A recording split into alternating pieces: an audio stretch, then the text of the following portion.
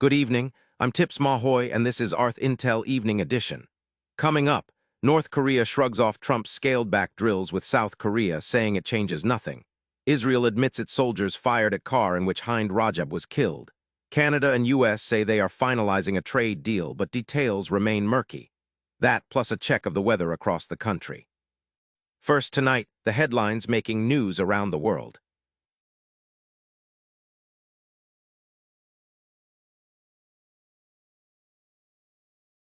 North Korea says a U.S. decision to scale back military exercises with South Korea doesn't change what it calls their provocative nature. In a statement carried by state media, Kim Yo-jong, sister of leader Kim Jong-un, said reducing the drill's size and duration doesn't alter their provocative, aggressive nature, and denied any communication between her brother and President Trump.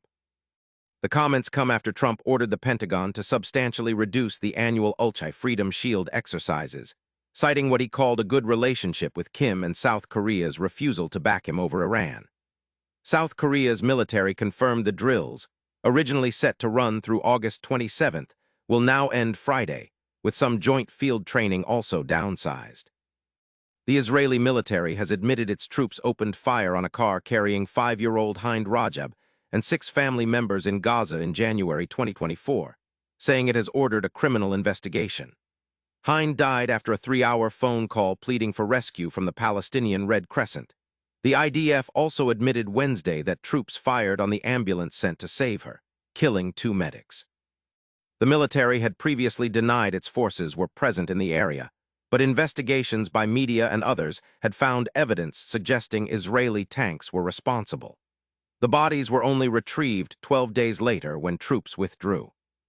Canada and the United States say they are close to finalizing a new trade deal, though key details remain unclear. President Trump says the agreement will benefit U.S. farmers and manufacturers, while Prime Minister Mark Carney says it secures the best terms for Canada's key sectors.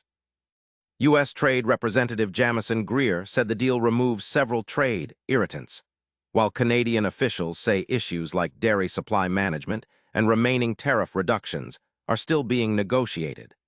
The talks come after Trump paused a threatened wave of 50% tariffs on Canadian goods, now delayed until the weekend. Now to the political stories making news this evening.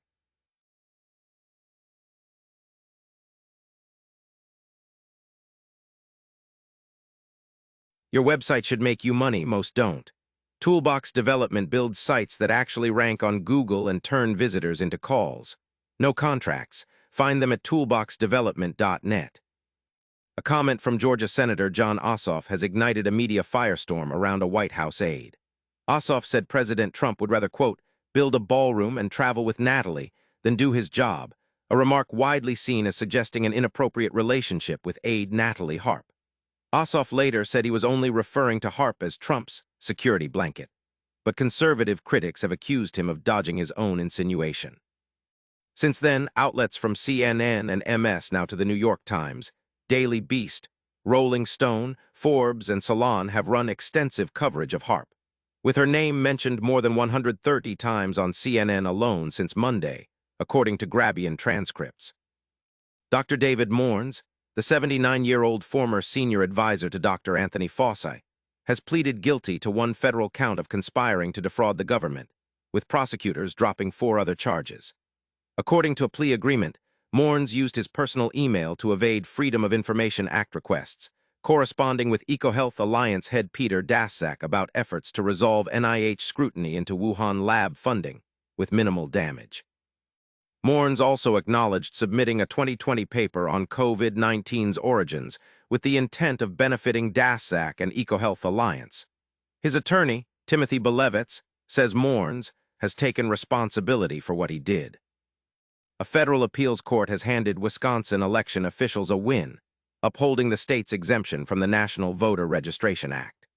The 7th Circuit ruled against the Public Interest Legal Foundation, which had sued Wisconsin Elections Commission Administrator Megan Wolfe after being charged the maximum $12,500 fee to access the state's voter roll.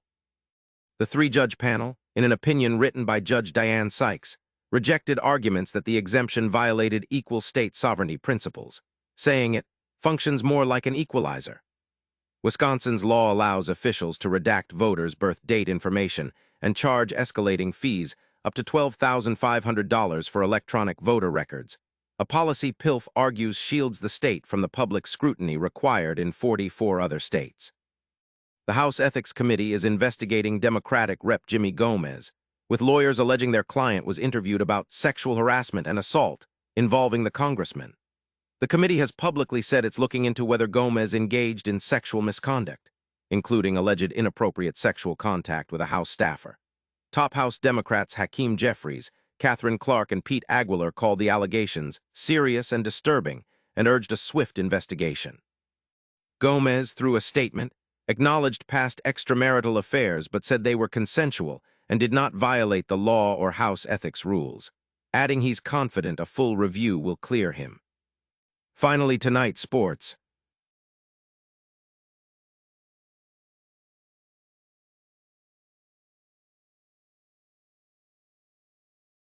This spot is available.